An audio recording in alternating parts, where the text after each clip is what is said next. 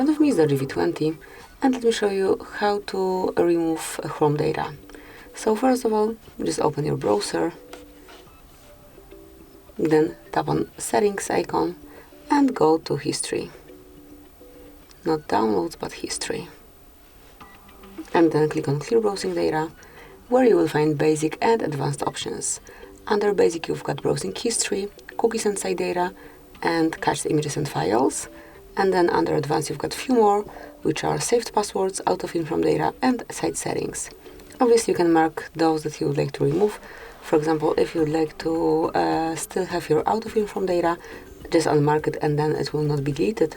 But I want to perform a full cleanup, then pick the time range and tap on Clear Data. Tap on Clear again, and that's it.